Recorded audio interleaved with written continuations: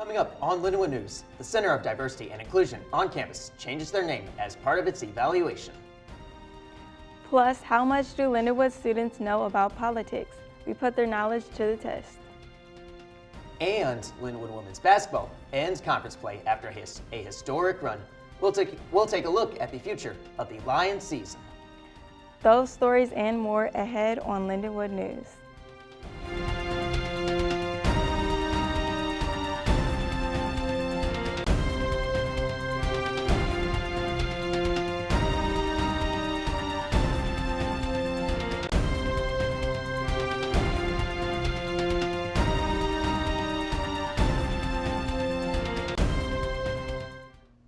Welcome to this edition of Lindenwood News. I'm Carmen Lumpkins. And I'm Parker Kilen. Lindenwood Center for Diversity and Inclusion, or CDI, is now called the Center for Community and Connection, or the Center for shorts. An email by the university president, Dr. John Porter, was sent to students and faculty titled Enhancing Community and Connection at Lindenwood, which announced the name change. Kilen Ross, who was the director of CDI, will continue her role for the center. This year, the center became like a hub for students that may not have been able to find their place on campus. The name just fit what it was that we were trying to do. As part of Lindenwood's new strategy for what they call the new majority of students, the center and its name was evaluated. The center will also be moved to Evans Commons, where the rest of Student Affairs is located. In 2024, only 42% of youth voters casted a ballot, down from the historic turnouts in the 2020 election, where more than 50% voted. With this decline in Gen Z voting, we were curious, how much do students know about politics? Reporter Kendall Michelson is here with more. To answer this question, I headed over to Spelman to see what students know about DI, sports betting, and the importance of politics. Take a look. Today at Lindenwood University, we are interviewing students on what they know about their politics. Here's what they had to say. What is the new name for the Center of Diversity and Inclusion? Oh, it's, I forgot what it changed to, but I know it's like, they all start with the letter C. I don't remember what each one stands for, but I do know they changed it, and now it's like CCC something. Okay. In Lindenwood, they are changing the name of the Center of Diversity and Inclusion because the lack of state funding by the state rep and the federal education cut. With the recent election, sports betting became a hot topic, but students aren't too knowledgeable about the amendment results. Do you know if sports betting is legal or illegal in Missouri?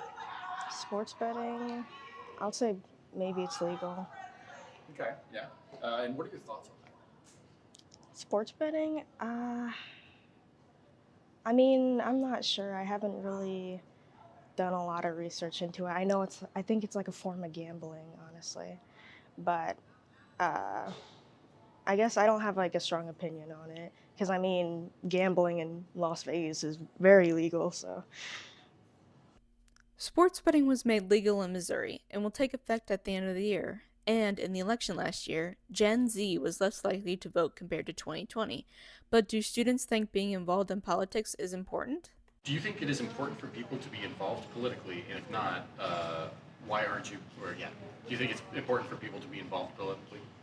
I would say so, yeah. Me personally, I tend to not be involved because I just don't like politics as much in general because there's just a lot of stuff I don't understand. But I feel like it is important for people, even me, to be involved because obviously there's a lot that I don't know. I tried to speak with several students who told me they just didn't want to talk about politics. But as we see with the change into the Center for Campus Community, politics are impacting these students. Back to you, Parker. Straight ahead on Lindenwood News, St. Louis residents celebrate St. Louis Day. What does March 14th mean to St. Louis locals, and how is it celebrated? Plus, a small town in Missouri celebrates St. Patrick's Day in a big way. And women's basketball may have lost in the conference championship, but they're not done yet. Find out who their next opponent is coming up.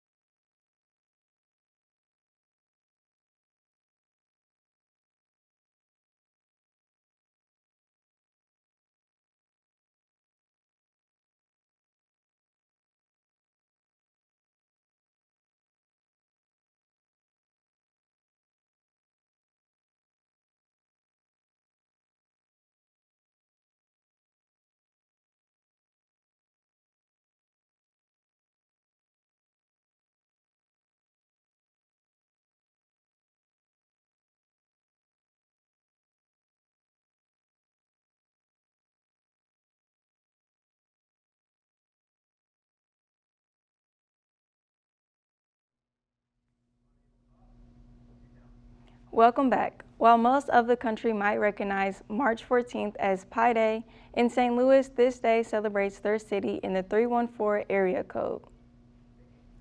314 Day is a day to showcase what makes St. Louis special, such as the city's food, small business, sport teams, traditions, and more. Businesses hold special events and offer in-store deals, all to celebrate the culture, community, and pride of the city. Going out and eating custom, homegrown food, wherever that may be. I go around, I eat, I drink all local products, just have a good time. Locals started to recognize 314 Day in 2006, and in 2022, 314 Day became an official day in St. Louis. Most locals know that on this day, they can expect plenty to do around St. Louis for the city's special day. St. Charles Legends and Lanterns that takes place during Halloween is a time when Lindenwood and the city of St. Charles come together to put on an event for everyone. Last Sunday, the city of Rolla, Missouri, and Missouri S&T had their equivalents.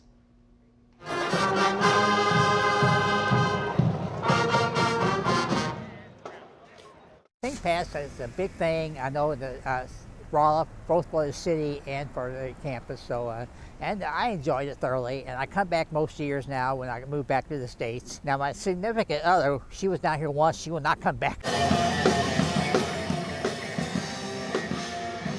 This morning, you will see hundreds of families on the parade route watching the parade. I think the townspeople, they get into it. Some of them don't. Some say, oh, a bunch of drunks are around the streets. And like the mayhem you saw earlier painting the streets, that gets kind of wild. But a lot of them say, hey, it's a big economic boom for the city.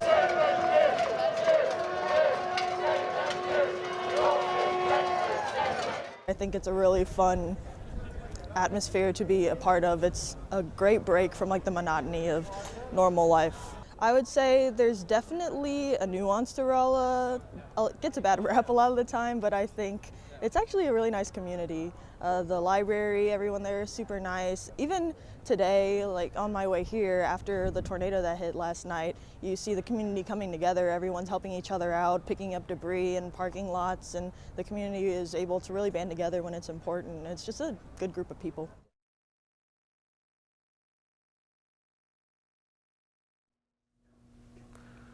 Looks like a fun time out in Rolla, and between St. Louis Day and St. Patrick's Day, there's certainly lots to celebrate.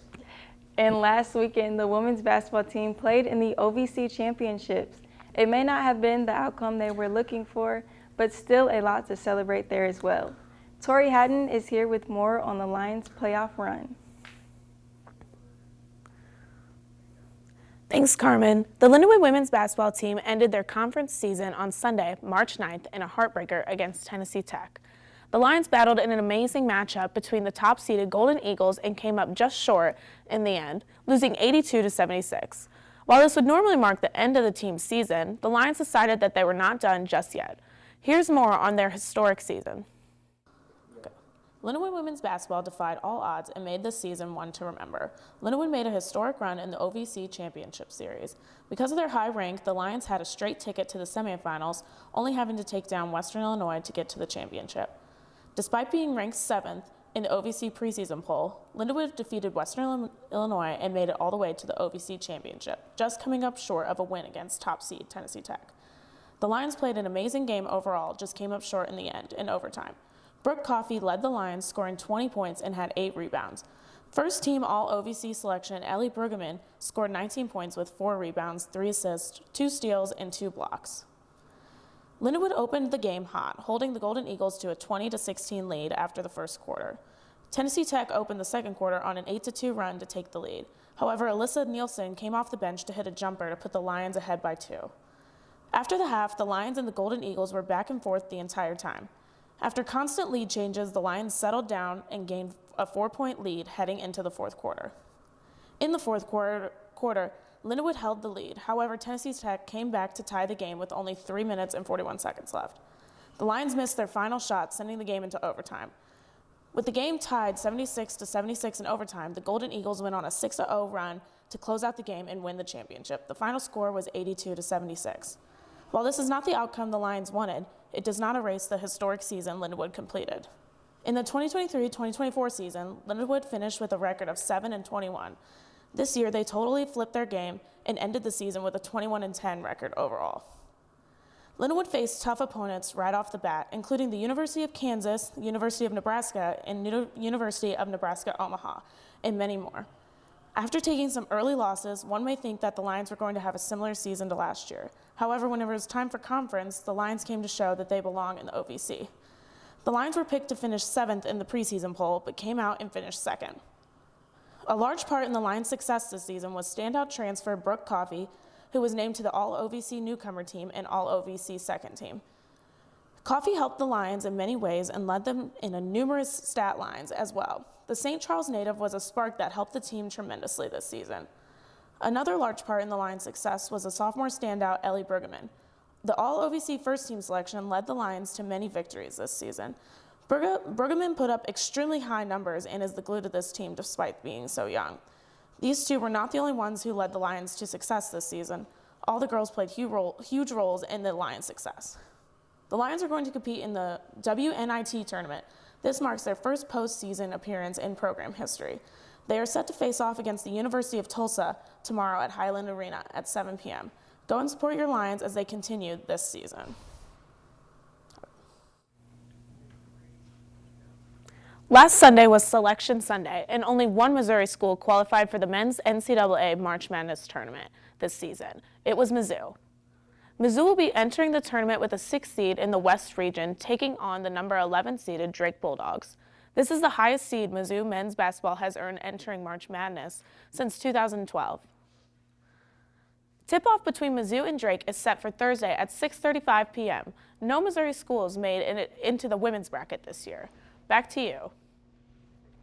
Thanks, Tori. In bittersweet news, the St. Louis Zoo is saying goodbye to 10-year resident Kuli, the polar bear. But next time you're at the St. Louis Zoo, keep an eye out for 2 new faces. Kalu and Kalik, named for indigenous words such as lightning and thunder, will be moving into Polar Bear Point. The twin polar bears are 2-year-olds and love to both play and cuddle together. Kuli is moving to the Toledo Zoo to mate with Crystal, the Toledo Zoo's 26-year-old resident polar bear. Because Kuli was born in the wild, his genetic diversity is important for ensuring the longevity of the species. Kulu and Kalik are currently acclimating to their new space and will make their public appearance soon. That's it for this edition of Lindenwood News. I'm Parker Kilen. And I'm Carmen Lumpkins. Thanks for joining us.